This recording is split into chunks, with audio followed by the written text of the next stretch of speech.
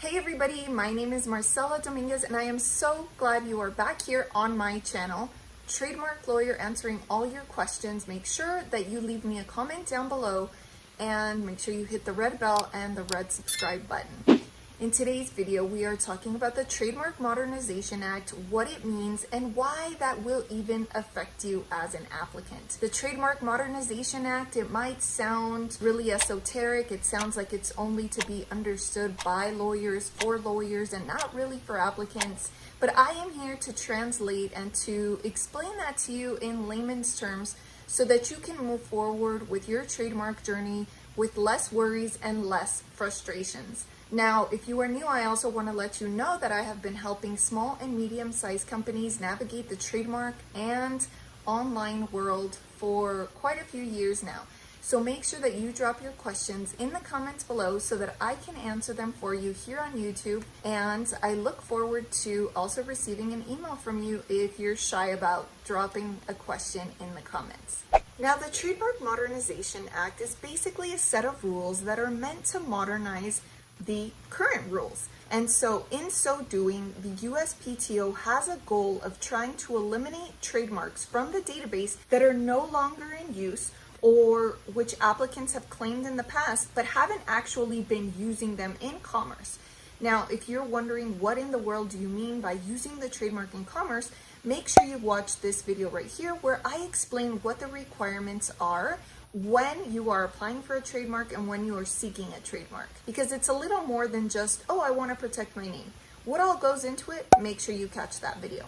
So the Trademark Modernization Act kind of wants to weed out people that aren't using the trademarks. And to be honest with you, I am really happy that they are doing this because I have had clients in the past encounter issues when they want to register in a particular class and haven't been able to because somebody else is basically squatting on that name and they have indicated that they're using that name in a particular class, when in fact, if you look at the website, if you look at the history of their social media, there has never ever been any such use in that particular class as it relates to that trademark. But my client basically is at a standstill. They're kind of with their hands behind their back. They are between a rock and a hard place because in those types of situations, you're faced with either changing your name or you're faced with filing a petition to cancel the other person's trademark if you see that they have not been using it the way they indicated in the trademark application.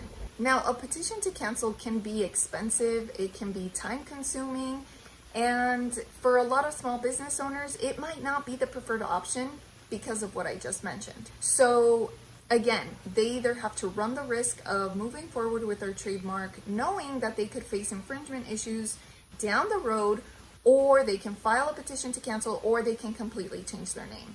So now that the Trademark Modernization Act will include new provisions by which an applicant, a third party, can seek to remove the identification of goods and services from someone else's application if there is no evidence of use, is a very beneficial thing. So as an example, say there's an Amazon seller that has indicated housewares in their identification of goods and services.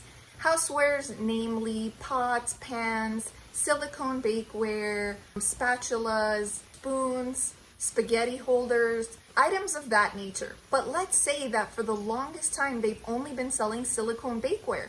And all of the other stuff that they mentioned in their trademark application is nowhere to be seen.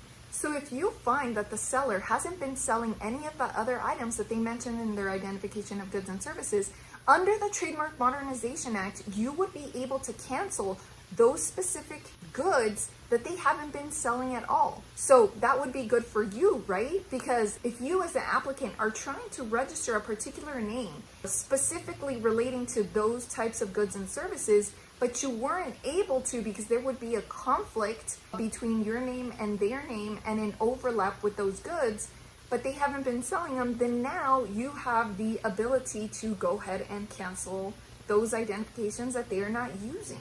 And I can tell you that I have seen this problem repeat itself many times over in the history of all of the trademark filings that I have done. So I really see this as a benefit to both the applicant and to future applicants who think that they are strategically embodying a large group of items so that they don't have to refile in the future, but then again, not narrowing themselves down enough to allow others flexibility and freedom within the trademark marketplace. Now, if you wanted to move forward with canceling a specific item within somebody's registration, that would be called an expungement proceeding. And in order for you to be able to do that, you would have to wait at least until the 3rd year after the registration. So let's say I acquired a registration in 2020, then you would have to wait till at least 2023 before you could try and move forward with this expungement proceeding. So if you have any questions, make sure that you send me an email. It's always free to do so. Scroll down into the description below and don't forget to claim your free trademark cheat sheet by clicking in the About section.